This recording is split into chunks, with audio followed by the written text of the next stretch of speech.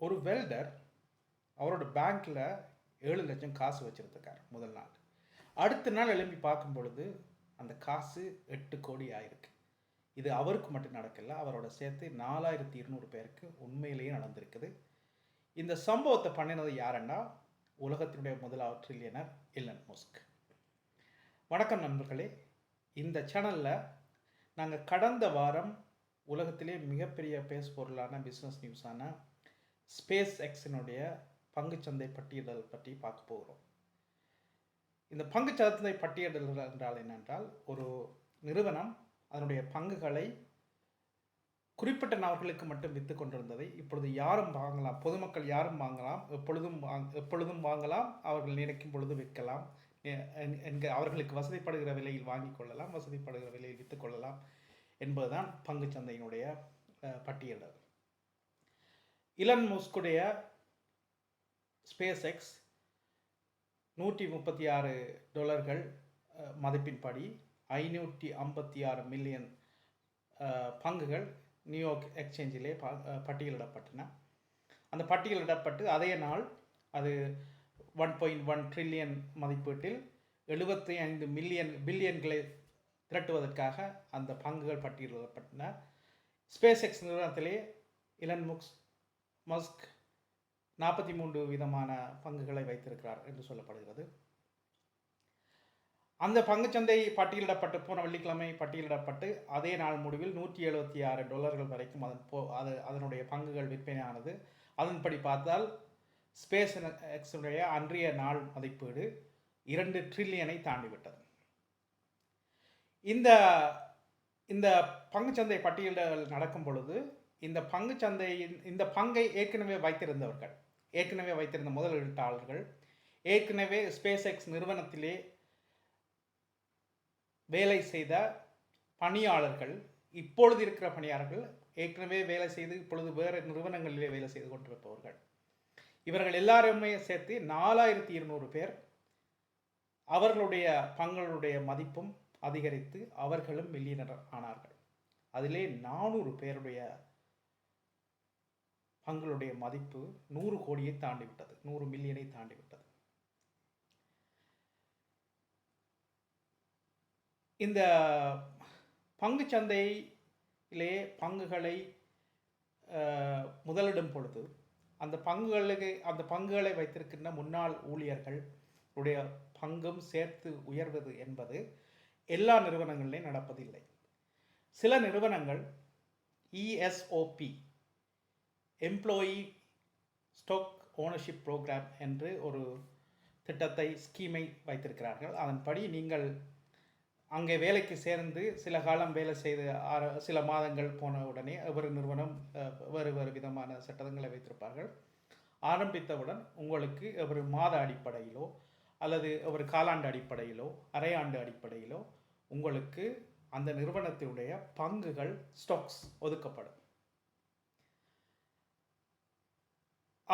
அதை நீங்கள் அந்த நிறுவனத்திலிருந்து நீங்கள் வேலை செய்து விட்டு நீங்கள் வேலையை முடித்து வேறொரு நிறுவனத்துக்கு போனாலும் அல்லது நீங்கள் ஓய்வு பெற்றாலும் கூட அந்த பங்குகள் நீங்களாக அதை விரும்பி விற்கும் வரைக்கும் அது அப்படியே இருக்கும். எலன் மஸ்குடைய கம்பெனியிலே வேலை செய்த பல தரப்பட்டோர், இன்ஜினியர்ஸிலிருந்து, வெல்டரிலிருந்து, கிச்சன் கிளீனரிலிருந்து, யாரெல்லாம் அங்கே முழு நேர ஊழியர்களாகவோ பகுதி நேர ஊழியர்களாகவோ அங்கே வேலை சேர்ந்தார்களோ அவர்கள் எல்லாருமே மில்லியர் ஆகின்ற அந்த ஒரு பெரிய வாய்ப்பு வந்திருக்கிறது. ஆனால் அதில் உள்ள பிரச்சனை என்னன்னு சொன்னால், அவர்கள் மில்லியனர் ஆனாலும் இதிலே ஒரு லொக்கப் ஒன்று இருக்கிறது. அதாவது இந்த பங்குச்சந்தையில் பங்கிட்டதுக்கு பிறகு ஏற்கனவே பங்குகளை வைத்திருப்பவர்கள் 90 நாட்களில் இருந்து, அதாவது 3 மாதத்திலிருந்து 180 நாட்கள் வரை, 6 மாதம் வரை காத்திருந்து தான் அதை விற்க வேண்டும். உடனடியாக அவர்கள் விற்க முடியாது. அப்படி என்றால் இவர்கள் பேப்பரிலே மில்லியனர்களாக இருந்தாலும் இன்னும் 3 மாதம் வரைக்கும் அந்த பங்கை அவர்கள் விற்று அதை காசாக பார்க்க முடியாது. அதனாலே அவர்களை பேப்பர் மில்லியனர்ஸ் என்று அழைக்கிறார்கள். ஆனால் இந்த 3 மாத காலத்துக்குள் 6 மாத காலத்துக்குள் அவர்கள் அந்த பங்குகளுடைய பெறுமதியை காட்டி அதை ஒரு அடமானமாக பிளட்ஜ் பண்ணலாம் பேங்கிலே. அதனுடைய ஒருவர் 10 மில்லியன் பெறுமதியுடைய பங்குகளை வைத்திருக்கிறார் என்றால் ஒரு வங்கி அவருக்கு ஒரு 5 மில்லியன் பெறுமதியான 4 மில்லியன் பெறுமதியான பணத்தை அந்த பங்குகளை அடமானமாக வைத்து எடுத்து அவர் தனக்கு தேவையான ஒரு ஒரு பொருளை வாங்கி கொள்ளலாம், தனது தேவையை நிறைவேற்றி கொள்ளலாம். இந்தியாவிலேயும் சொமாட்டோ, ஸ்விக்கி, பேடிஎம், ஓவையோ போன்ற நிறுவனங்கள் எல்லாம் பங்கு சந்தைக்கு வந்த பொழுது அதனுடைய பணியாளர்களும் அதனுடைய ஊழியர்களும் சேர்ந்து அந்த பங்கு வளர்ச்சியை அனுபவித்தார்கள். அவர்களும் மிகப்பெரிய பணக்காரர்கள் ஆனார்கள். இது தமிழ்நாட்டிலே ஒரு உதாரணம் இருக்கிறது. கிறிஸ் மாருதபூதம் என்பவர் அவருடைய நிறுவனத்தை பங்குச்சந்தையிலே பங்கிலிட்ட பொழுதும் பலர் இது போன்று மிகப்பெரிய பணக்காரராக ஆகினார்கள்.